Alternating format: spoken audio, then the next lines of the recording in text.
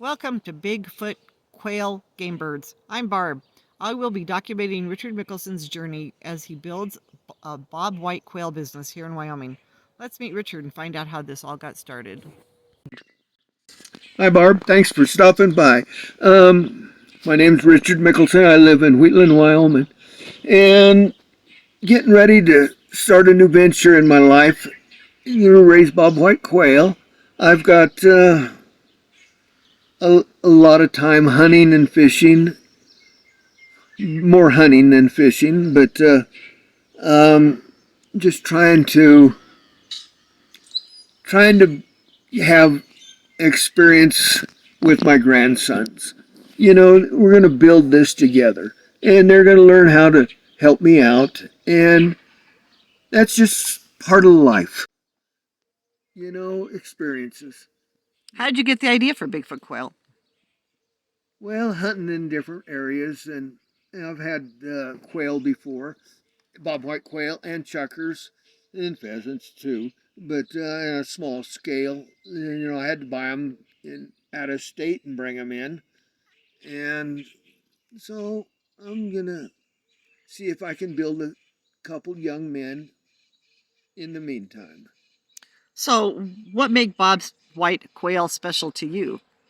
Well, I love the male call. You can be out in the middle of nowhere and all of a sudden you can hear a bobwhite. And you don't have to see them, they're there. That's the whole idea. You don't have to see them. And they're just fun to watch. They're therapy to me. Just watching them, how they live, and trying to build a habitat for them to where they're wild, not living in a cage. That's my main thing, not living in a cage on wire. I want them to be able to know how to survive when people let them go. So, what makes them a great hunting bird? What's it about them? Thank you. That's a good question there. They're wilder than a lot of them, but what I really like about them, they live in coveys, and coveys can be all different sizes. Towards the fall, they might spread out and make it into a couple coveys. But a covey is like 6 to 12 birds living, however many, living in a commune here. And they all get in a circle at night. And they'll get in a circle to, their butts will all be to the center and their view.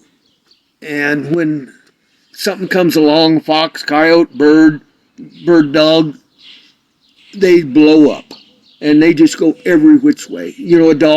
A good trained dog will stay right there on point, but most flushers, they don't know what to look at, and neither does the hunter. Because they're flying this way, that way, every which way. So, it's just excitement. So you're explaining about hunters. So what are the quails, what are they used for then? What are they used for? Yes. Well, they have a lot different meat than pheasants or chuckers, and their eggs got a lot more protein in them. I'm not going to go into that right now, but yeah, there's people that can't eat chicken eggs but can eat quail eggs. They're real rich, and they're real small, and they're a lot tougher to raise than other breeds of quail. So who will be your target audience then for your quail business? Well, there's lots of homesteaders around anymore that have property, that are trying to make it into theirs. And if they have trees, windbreak, brush piles, canal, ditch, something other, cover. And so we know the meat's good. What do hunters do with these birds? Well, they train their dogs. Bobwhite will sit and hold. They will run, but they'll hold and they'll go in and out of cover. And, it's a challenge to hunt them. It's for your dog will let you know when you're getting close.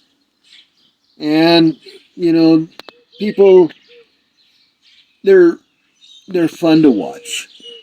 So, what's your hope for this business? What's your kind of vision as how you see this progressing Well, for you? I've seen lots of people that raise them in cages on wire. You know, they have no green, they have no place to hide. They're just flighty. And that's what you want, but I want these birds to be able to live and forage for themselves and know how to hide and give them a chance. Make it more sporting to boot. Okay. So you fall in love with your little birds then, it sounds like, and you're going to make sure that they're well while they're with you, they have everything they need. Well, I'm going to try to make habitat for them and to where they know how to hide, not just stand out in the middle of the dang road, waiting for something to come swing down and they're at the bottom of the food chain. So I've heard about quail eggs, like in high-end stores and stuff like that. Is that something that will be part of the business? Is that you'll be selling just the eggs and not just the quails? Well, these eggs are they're real small. They're the size of like a robin, but they're white. And you could pickle them and all kinds of protein there. And, walk by and get you a handful, 4, 5, 6 of them, pop a couple in your mouth, and there you are. A snack on the run. So that'll be something come up. So what kind of regulations are required in this kind of a business? Well, that's a good question there too. Where you have to go through the Game and Fish to have bobwhite quail, and for me to be able to sell them, I have to have a different license, a game bird license. You can get a dog training license and have quail, but you can't sell them. It's just you can have privately owned ones there for training your own dogs and for your therapy, watching them survive. So how has this been in this progress so far as beginning this business? What have you learned?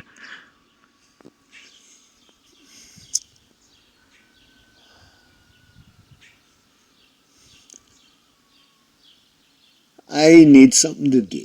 Okay? I need a project continuously. It's staying busy.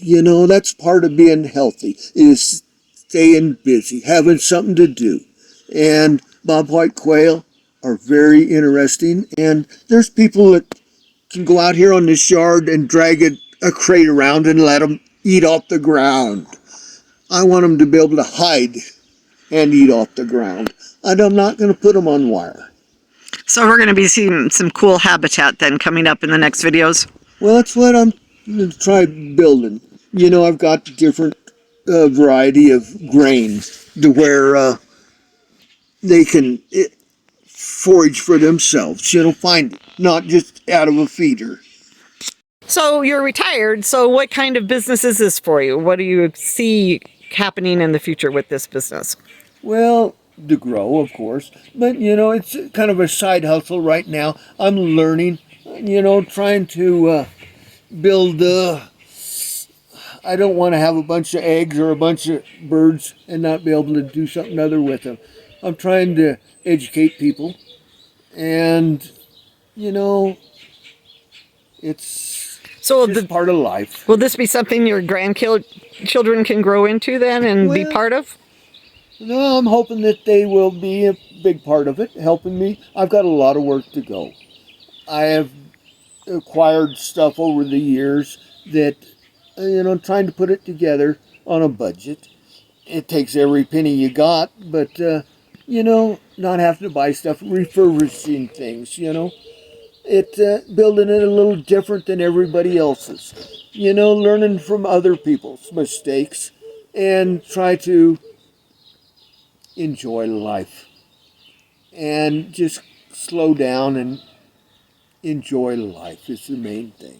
Well, great. So what are you going to be able to show us on the next video? Well, we've got over 500 bobwhite quail in the incubator right now. And, and we're going to have to put them in lockdown and everything before long. and then move them to brooders and that I've been working on, and then be able to let them go into a habitat to where they can feed for themselves, take care of, hide from each other. And that's the main thing, be comfortable. Great. Learn how to be wild. So we're going to be able to experience this journey with Richard as we go through the incubation process, as we go through habitat, learning how he's creating habitat, and hopefully we're going to be seeing some birds down the road here. So be sure, like and subscribe so you can continue with this journey with us, and we will see you in the next one. Thanks again.